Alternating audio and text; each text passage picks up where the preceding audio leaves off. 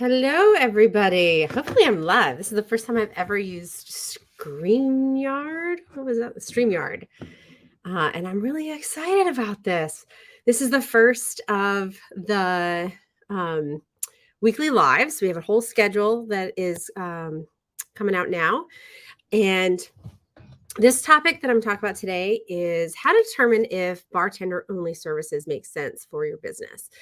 I had this come up in one of our one-on-ones this week with a group coaching client. And the part of that process is we go and we do an annual planning session and we take a look at everything that they already have. So all your pricing, all your services, your packages, what you're trying to accomplish, what you have accomplished, and build strategies on how to get there. And one of the biggest questions that we get from people is, am I priced accordingly? Do I have the right packages?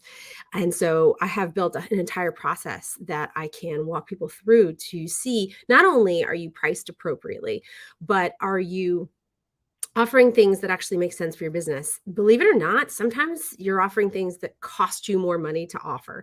And that's exactly what happened in this most recent one-on-one. We went through and realized she was paying, literally paying, to provide bartending only services. Now, this is not always the case, and it's a little bit nuanced, which is why I was like, I think I should do a live and just teach people kind of how to think about this and how to look at this. Sorry, Instagram is being wonky. It keeps saying I have poor connection. I'm sorry. It really, if you're on Instagram watching this live, it is a much better, hopefully, experience on either YouTube or on Facebook. So if you're on Instagram, hop on to one of those places, both the Mobile Web Pros page, the Facebook group, or the YouTube. We're live in all of those places currently. Emily, it looks like you're on. You can hear me correctly. All good, right? Just give me like a little yes, can hear you. Because what I'm going to be doing is walking you guys through the spreadsheet that I have built to support group coaching clients. Perfect. Thank you, Emily. As well as go through some of the concepts and the theories as to how one should be thinking about whether or not this is a good service to offer. So the first thing I want to go through is the 4-part pricing model that I use with all of my clients. There's a million different ways to skin this cat. And for every thought leader in this industry trying to communicate how best to price and package your services, each of us is going to do it differently. So I know for a fact, one of my great friends, Joel Black, just released kind of a how to price your mobile bartending services on YouTube. I have not watched it, but I know Joel well enough to know that we do things a little bit differently. And that's, I start off this conversation with that little nuance because there's no wrong way to do this as long as your pricing turns out profitably. But I'm going to teach you my method because I like my method best.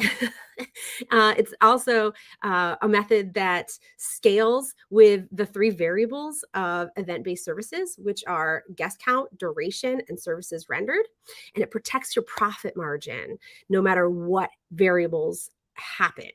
Now, what I'm showing people today is going to be pricing or at least the spreadsheet that I use for people who do not have a liquor license. Now, this works very similarly when you do have a liquor license, but you won't see beer, wine, alcohol, any of that in the spreadsheet that I'm about to show you. So just know that the theory holds even if you have a liquor license, but since the vast majority of the people in this industry do not have a liquor license, then that's not what we're covering today. If you do have a liquor license, reach out. Happy to walk you through what this looks like with a liquor license. But the 4 parts, in my opinion, that your pricing model should accommodate starts off with your costs, labor, which you could say, well, costs is labor. Labor is a cost, but I separate these out for a really important purpose. Oftentimes, when people are thinking labor as associated with events, they only take into consideration things like bartending or maybe bar backs, maybe even drive time, but they very rarely factor in all of the time that people are spending organizing these events. And I've done this exercise with dozens upon dozens of people. And in almost every case, when I ask them about how much of your time, not bartending time, but your time, do you spend sales calls, marketing, planning, packing, prep, cleanup on your events, it comes out to be like 8 to 10 hours per event. And when we look at their pricing, they're not accommodating for any of that effort.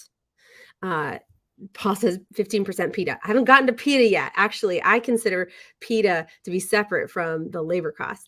So we have costs, we have labor, and then we have PITA. PITA is my loving term for pain in the ass tax. And this is not, it's a pain in your ass to do. It's a pain in someone else's ass to do it, which is why they're hiring you. And there's a lot of hidden costs of running a business that's almost intangible and squishy, and it's hard for us to really capture.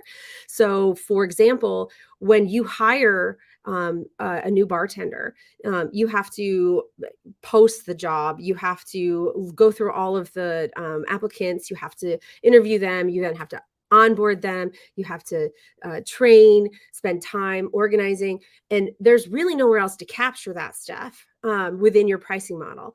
And I call those squishy or nebulous costs that are the cost of doing business, that people are paying you to do this thing so that they don't have to go out and do all of that themselves. It's a pain in their ass. They'd rather just hire you to do it, right? Now, I like this as a percentage. And the better you know your business, the smaller this percentage can be. So if you have a really good grasp on all of your costs, then your PITA tax can be super small. But if you're like, I actually have very little understanding of my business model and what all goes into it, then you might be better off with a higher PITA tax. For me, when I was running my mobile bar, it was around 10%. I'm going to just mention that we're on YouTube and Facebook. Instagram, for some reason, is being really weird. It keeps going pause due to poor connection. I'm sorry about that. Okay, so we have costs, labor, PITA, all those nebulous costs. So far, all we've done is we've calculated up all the money you're spending to be somewhere, right? We still haven't made any money. So the fourth thing is actually profit. Now, profit, some people think, oh, well, that's what I get paid. And that's not untrue. This is where you pay yourself, especially for the stuff like outside of just bartending and stuff.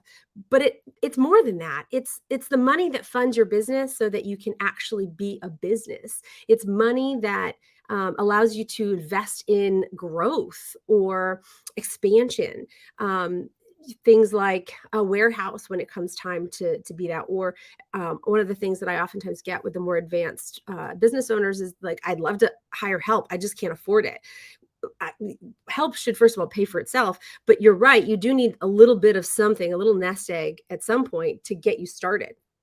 And so if you don't have enough profit to even pay yourself, then how are you going to grow your business? Growth is hungry. It's resource hungry. It's money hungry. It needs to be fed cash, essentially, either your cash or debt funding or something, right? But you have to feed the beast in order to grow. So if there's a healthy profit margin built in, then you have money to do that and to grow.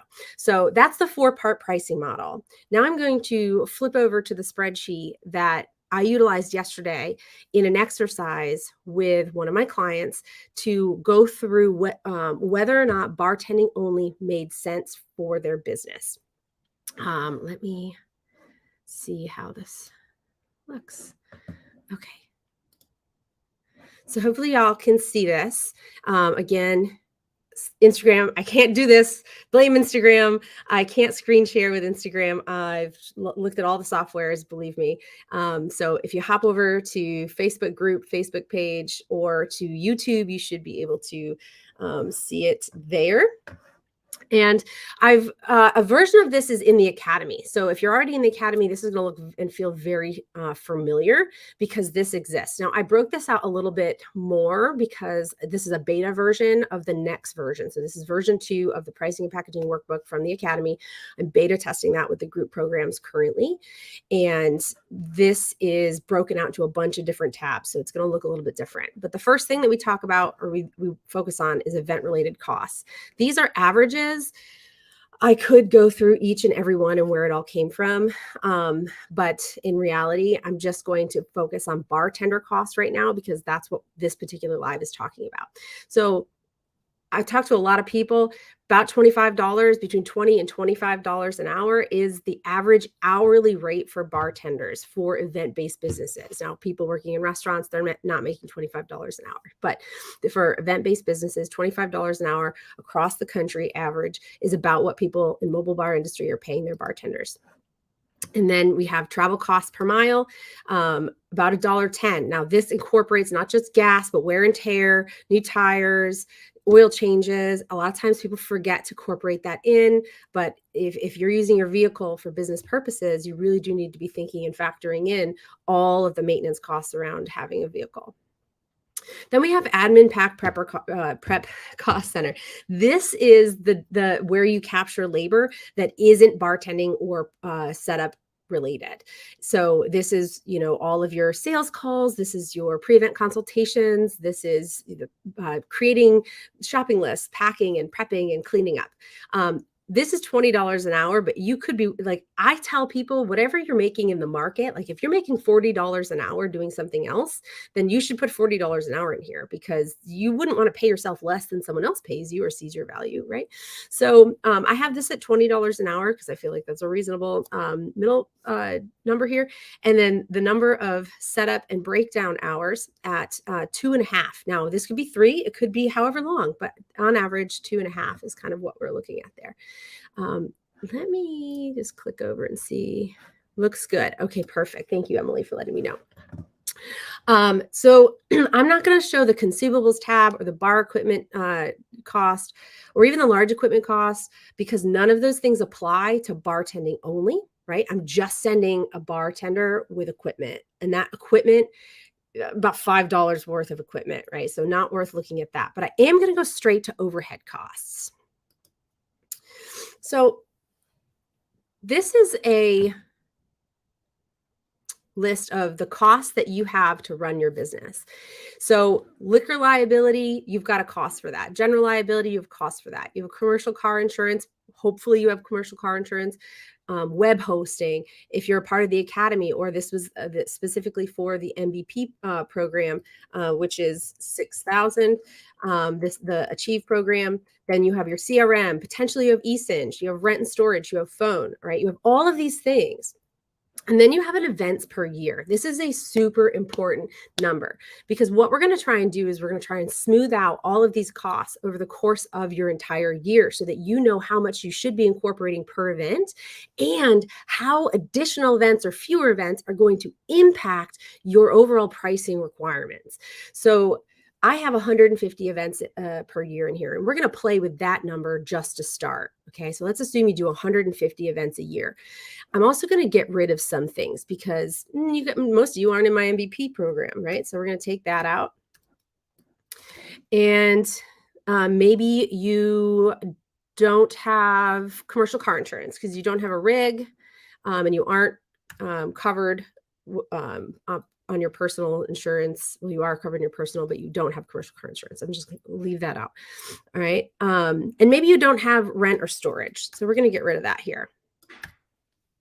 Okay. But you do have a phone. You have all of those things. So your overhead cost per event is about $36.20. It's not crazy. That's not a crazy high amount. Then I'm going to head over here to the base cost calculator. This is where you can put all of your bar equipment that you would bring to an event. So this is your bar kit, right? It's just a person and your tools. That's what's going with you. Now it's not worth, like I said, it's $4. It's like $4 here. Not very big. We're going to skip consumable bundles and we're going to go right to event totals. So this event, 125 people, 4 hours of service, one bartender, 30 miles there and back. So 15 there, 15 back. I'm only putting 2 hours of packing, prep, and planning because it's bartender only. I don't have to do a whole lot of simple syrups. I don't have to pack a lot of equipment. I'm not bringing any garnishes, any mixers, anything like that. All right. But these are still costs. The next thing I need to factor in is PETA, which is all those nebulous costs that aren't captured anywhere else because they're variable. Maybe they're hard to capture and articulate. So I have a 10% PETA in here. And then I have a markup of 30%. Now my recommendation is 50% here, but I was like, most people probably don't do that yet. So let's put 30% in here. When you do all of that math and you are rounding, you get to $400. For you to roll out of bed and offer one bartender for 4 hours, you need to be charging at least $400 for that to make any amount of sense to you if you're doing $150 in an event. Again, if you're on Instagram and you're watching, I'm sorry, the connection is really bad. It does seem to be working just fine on Facebook and YouTube. Okay. First of all, I just dropped a bomb for y'all right there. How does that feel? How does it feel to you that for just to send a bartender on site, you would need to charge at least $400 for that to be profitable and worth your time? And if I was to actually go and look to see what worth your time looks like, I would just back out, 40% from $400, which means you're probably making about $100 on that event. And to me, I don't know that it'd be worth $100 if I'm doing 150 events, right? Now, let's take a look at what happens if you're not at that stage yet. Let's go back over to overhead costs, and let's say that you're only doing 50 events a year. You're just getting started. It's 50 events a year. Okay. Now you have to charge at least $500 to send one bartender on site with nothing but your tools. And the reason this is like so impactful, at least I think so, is that when I see people offering staffing, they're doing it for like $25, $30 an hour, even if they're doing it for $50 an hour, which is like the high end of what I typically see it for. If we were doing $50 an hour times 4 hours, that's only $200. But let's say that you actually charge the client for setup and breakdown, which way too many people don't do. So now I'm going to do $50 times, what did I say? 2.5 hours. So that's 6.5 hours. I'm still losing money. I'm still paying to have somebody go on site from a staffing perspective. All right. So if I wanted to offer bartending only in this scenario with the overhead costs that I have, I could do a few things. I could increase operational efficiencies, meaning maybe instead of 2 hours of prep, I take it down to 1 hour of prep. And then maybe I reduce costs. So I go over here and instead of paying someone $25 an hour, I'm going to pay them or $25 an hour, I'm going to pay them $20 an hour. Maybe I'm going to go over here to overhead costs. And instead of, a $1,200 a year phone, I'm going to do a $1,000 a year phone. And maybe I'm going to increase to like 75 events. I need 15 more events in order to see, like what that does. And then I go over to the event totals and I've dropped it down to $400. Still not what I'm seeing people charge for bartending only. Okay. So reducing costs and increasing efficiencies still isn't making a huge impact in here. But watch what happens if I come over here and I do a bigger company. I'm scaling, I'm doing more. And what I'm looking for at this point is to get more market share. So I'm not even too concerned with offering bartending services only, even if I am at cost, because my goal is to increase market share. I want to be at any event possible, which means I can now do like 250 events a year. I'm doing 250 events a year, and that includes bartending only. Let's go back over to event totals. Now I can do it for $300 a month or per event per bartender, right? Well, you could also probably do it for a little bit less if you increased it to two bartenders because so two bartenders, now I only need $500 in order to make 10% PITA, 30% profit margin, right? So I know this is super nuanced, but it largely does not make sense when you're first getting started to offer bartending staffing only, merely because you don't have economies of scale and and your overhead costs are high compared to what you're doing or what your volume is. Um, okay. I don't I don't know if anybody has any questions about what I just reviewed, but if you do, I would love to see them.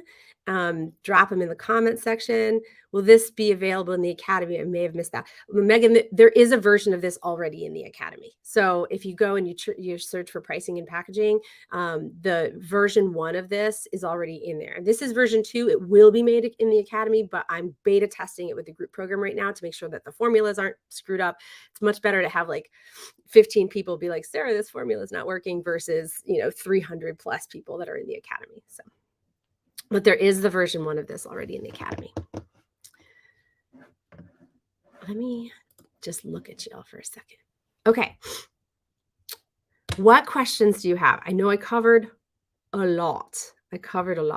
What is TIP certified? Is it, sure, we'll hop right into the open Q&A.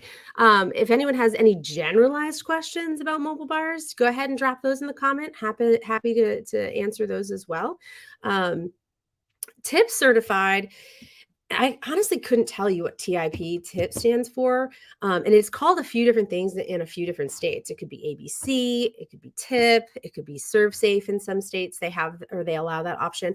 But what it means is it means that you have gone through some sort of certification process wherein an authority who's been, trained to do this has created a curriculum and then shared it with you and you've passed that teaches you how to serve alcohol responsibly. I think it's important for mobile bar owners to recognize, if they don't already, like really understand that as a bartender, you're serving a controlled substance. So like you're almost like a pharmacist and like instead of dealing with a whole variety of different drugs, you just deal in one, and that's alcohol. But it has some dangers associated with it. And so they want to make sure that people who are serving it, thank you, 88 mixology training for intervention procedures. They want to make sure that when you are serving it, that you can do so safely and responsibly. You know what signs to look for if someone's been overserved, or even if it's not, like maybe they were drinking beforehand, but you still are responsible for making sure that they are not overserved or a danger to themselves or others. And when they might need help, right? Not like go to AA, but like you might need an ambulance, or how to de-escalate certain situations. People act erratically and not so great sometimes when they've been drinking. So TIP certification and or ABC or Serve Safe, the alcohol course, all of those should prepare you and your staff to be better equipped to serve alcohol and to be good stewards of the alcohol, which is a controlled substance. I love that question. Do you find people pay $400 to $500 for bartending only for 4 hours? And if so, do you get kickback if they see your original pricing brochure stating only $40 an hour? So the question here isn't, will you get pushback or will people pay $400 to $500? Although I'm not opposed to that question. For me, what I'm trying to make a case for is that if you want to do bartending only, you need economies of scale that will permit you to do it at a rate that people will find competitive and reasonable. So you might not be able to profitably offer bartending services only when you're first getting started until you get to a place where you're doing sufficient number of events where you can bring your overhead down enough to make it worthwhile, or where you're trying to capture market share from your competitors that can offer it at $25, $30 an hour because they're also doing $800, $900, $1,000 or 1,000 events a year, wherein at that point, they're just keeping their staff busy because they want their staff to have enough hours to stay on with them, either full-time or for a majority of their time. So do I think people will pay $400 to $500 for one bartender? I think people will pay for anything. Literally, my favorite example is when people were buying the uh, Cards Against Humanity. Like one Christmas, they literally sold poop in a box, and like they sold out like $1 million worth. People will buy anything for any amount of money. So I don't think it's that people won't buy it. Are you competitive? At $400 to $500 an hour? Like, is it worth even offering that service if you have to charge so much more than your competitors to offer that service? Will you post this live later? It's already in the Facebook group. When I come off, it will just stay in the Facebook group and it'll stay on the Facebook page. So it's already recording. I hope this is my first time using StreamYard, but that's the understanding that I have about how it works. Good questions. We have 5 more minutes if anyone has any questions. Let me see. Oh, I feel so bad for Instagram. Let me see. This is a hot mess over here. I do not understand why it's doing that. Nope, nobody's even in there anymore, which I don't blame them for. What does licensed and insured mean? I understand the insured part, but are they talking about business license or tip certified? I'm getting over a cold, so my throat is a little raspy.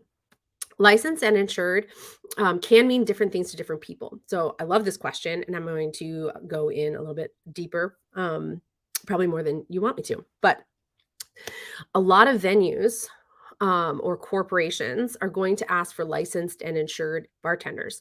They may mean with a liquor license and insured because they want you to add them as an additional insured person on their policy so that as a company or as a venue, they don't need, they have protection on the alcohol side of things. So sometimes licensed and insured means you have a liquor license and you can legally sell alcohol, and you have all the necessary insurances as a business should to ensure that you can add them as the of an either venue or corporate host as an additional insured. They can also mean, which is why it's important to get clarification as to what they want with that. They may also mean that you have a tips certification, which in many cases is called a license, which I really hate. I hate that a lot of states call it a license because it's very confusing for us as bartenders, especially if you haven't gone deep on the laws. And it's very confusing for your clients and your venues and everything else to be like, what's a license? You have a license, you can sell, but I can't sell. I can only serve. You're licensed, aren't you? I'm licensed to serve, not licensed to sell. I much prefer if it was like a certification or a permit. I'm from New York. We say permit up there. I think down here they call it permit. I don't know. Anyways, so it could just mean that you're insured with liquor liability and general liability, and that you have your tips certification or your server's license, or it may mean liquor license. I know it's not ideal, but people really don't understand the difference. How could you factor a $3 per person rate into pour beer wine for bartending event only company? Well, Tara, I do not like per person unless it is in addition to a base rate. But what I will tell you is that I do like per person per hour, because pricing per person per hour for the other kind of key as to how I like people to price things is they price it the way you pay for it. So if it is something like cups, napkins, ice, I call that consumables, you're paying for that per person per hour, because the more hours there are, the more you're going to have to utilize. And the more people there are, the more you're going to have to utilize. So I would have a base rate, which you can break out your base rate into like, this is how much it is for servers, and this is the, you can do it that way.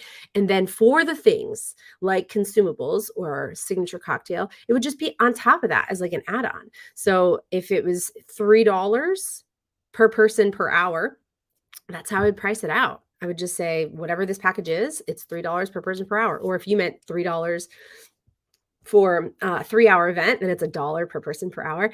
And there are different ways to do this. And I know that a lot of people are like, that looks really clunky in Honeybook, and that looks really clunky in Dubsado. I know. it's so frustrating that we're out here having to cram our pricing models into CRMs that were built for florists, event planners, coaches.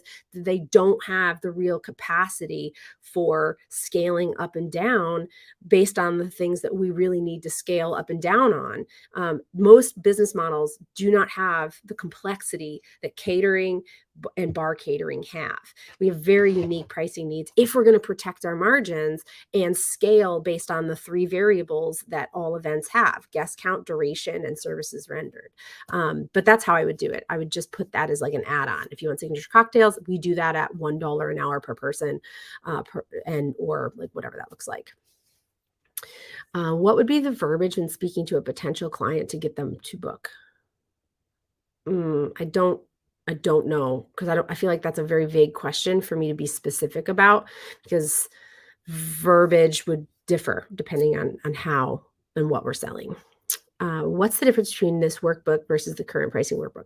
Great question. Tiffany, the current workbook in the Academy has all of the costs that I had on different tabs on one page, and they're in like 3 columns. And what I found was that people, that was confusing people.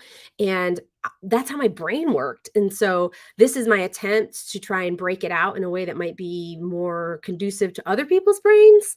I will say that after beta testing it with the group program, slight improvements. I still think this is a very complex and nuanced topic, pricing and being flexible and variable. But that's really the only difference between this sheet and the other one, is that I took that one first cost sheet and I broke it down into a bunch of different sheets. That's really it. Tabs. Yeah.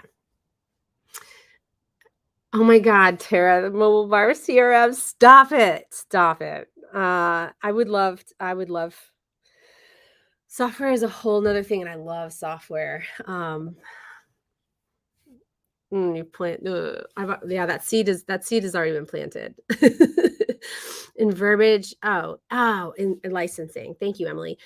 So the verbiage, you asked, what would the verbiage be when speaking to a potential client to get them to book? If it's talking about licensing, I would just tell them what kind of licensing that you have and what it does and doesn't do. So if you say, we are certified or licensed to serve. We are not licensed to sell, which means any alcohol that's on site, we are licensed to serve responsibly. We cannot, however, sell that for a profit, meaning we can't do cash bars, we can't do hosted bars. Yeah, so that's what I would do. Oh, we have one in here. Is it easy to add them to your assurance? It has been for me. If you have anything like Flip or Canopy, you literally can just do it online. You add them as an additional assured. And if you have somebody like USLI, you have to send them an email. It's usually like cert at or something like that, and they'll get it back to you within 24 hours. Some insurance companies will make you pay for additional insured, which is fine. You just be like, yeah, I can add you as an additional insured, but you have to pay for that. Easy peasy. What is the best way to price per person per hour in Honeybook, even if you have to adjust it manually? This is how I price my drink packages. I'm not sure how to go about doing it. Honeybook is not my favorite for this. What I would probably do is I would put it per guest, and then I would manually change. So if they told me in the inquiry form that they have 100 guests and it's $1 per person per hour, I would manually change it and put per guest at $4 an hour. It's annoying though. I totally get that. Emily's like, stop it, Terry. Yeah, because Emily knows I would love to build my own CRM that is like specific to mobile bars. It doesn't work for anything else, just mobile bars. So it's very specific, very niche, but it has all the most important things.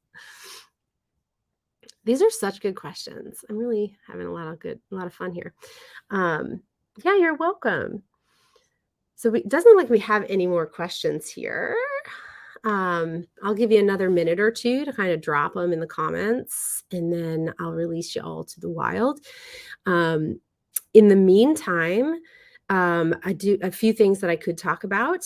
One is that we have 2 tickets left for our Dallas visibility workshop. Santa Barbara. This is a very small workshop. There's only 11 tickets being sold to this one. And we're going to spend a full day working on visibility for the year. So that looks like all the things, but it looks like how to do strategy for social media. It looks like doing blogs in a way that help boost your SEO. It looks like cold outreach practices and how to build your network and your local community. And you're going to walk away with the playbook. Literally, it's going to be like, okay, now I know what to do for the rest of the year. It's going to be amazing. So if that is $797, but if you're a member of the Academy, it's 15% off, so you get it for even less. It does include lunch. It includes cocktail hour, a happy hour at the end. It's going to be a really, really good time. This is the third time we've done it. Everyone who's done it has just raved about the results, and so I'm excited to do it again. It also is potentially the second to last one. We'd originally announced 3 different dates and cities for 2023, but I think Denver might be our last one for this year because I have big plans for the conference this year. And I'm really excited about that. Oh, we got some questions. Awesome. What was the $200 off coupon code? That was for the $200 coupon code was for the Santa Barbara experience, but the coupon code was early bird only. So I think that has expired. But if you're a member of the Academy, you still get 15% off, which I think works out to be like $150 or something like that. Can I charge liquor packages? Pick up liquor and bring to venue. I'd take the liquor home. Is this legal? I'm not an attorney and I don't know what state you're in. I'm going to go with no. And it's a little bit of a deep conversation as to why, but most states have what's called a transport license, and mobile bars will not qualify for transport, which means now you see it all the time. You're like, Postmates does it and Drizzly does it. I totally get that. But it's a little weird because they have a limit as to, I think most states have a 5-gallon limit. So you can pick up to 5 gallons, or you can transport up to 5 gallons of alcohol that does not belong to you if you don't have a transport license. And it's just not a good policy. I actually know people in my state who the ABC board saw that they offered transport and immediately was like, you need to shut your business down, like your whole business, which of course, like that was an overreaction, I think. And I think they were able to work it out. But transporting, if it's not yours, is a no. You also can't pay for it and have them reimburse you. So it's just better if you can arrange a situation where your partner, your retailer partner, can deliver it directly to the venue, and then you can just take ownership of it there. Not ownership. You shouldn't be bringing other people's alcohol to your home, period. But do you allow the client to change their guest count when it gets closer to the event? I do. Especially if it's up. I try to be really flexible in my business because I was a luxury business too. So like you're spending $2,500 with me, not including alcohol, and you drop a guest count by 25 people. I don't really care. Like I made good money off of you. I want to be easy to work with. So I do, but I did try and put boundaries around it for staffing purposes. And I did put like percentage around it. So if you drop more than, I don't know, 15, 20%, I can't remember what it was. Then we would only refund you up to that percent. And that's because by that point I'd scheduled staff and like all that. So Tara, hit me with the ugly truth or things that I should be aware of when it comes to being the exclusive bartending service provider for a local venue. I'm not exchanging any money, discounting, or any of that jazz, but they do want to add a percentage onto my rate to pocket for themselves. It should be noted that this venue is literally the venue for my ideal clients, and my relationship with the owners is 10 out of 10. The only hidden ugly in that scenario, because the rest of it sounds amazing, the only hidden ugly to that, in my opinion, well, there's 2, but one's really minor. The first one is now you're exclusive, meaning they got an event, you got to staff it. If it's, like you got to put like, as long as it's like, you can probably set, like 7 days, 14 days notice to give yourself a little bit of leeway. But like they book a big ass event and you've got 4 other events going on in your business and they need like 10 bartenders for some reason. you got to do that, because you're exclusive. Where else are they going to go? So now, when I did exclusive, it was always kind of their bounds, and like if you give us sufficient notice, like we'll guarantee staffing. Um, but yeah, that's really the only one. The only other second one, and I can't quite get a good grasp of it from this little description, but are you collecting the money or are they? Because if you're collecting the money, you're paying a credit card fee on that. And that means that you're paying to collect money for them. So now if they're collecting the money and then they're just paying you your rate, then yeah, I don't see a downside on that. Oh, Facebook told people a $200 off coupon. That's weird. I don't know what that is, but it's probably for StreamYard. I don't know. They didn't ask me anything about that. Facebook told people to drop their email address for a $200 off coupon. I think that was a past live message, not for this one. I don't know. I'm not using Facebook. I mean, I'm using StreamYard and it's going to Facebook, but I'll have to take a look at that. But yeah, the $200 off, if it was from us, was for the Santa Barbara early bird special. Last one here. Gosh, this has been so much fun. Would you let a client customize your packages? They want to supply cups, napkins. Well, if they were supplying, okay, here's what I did.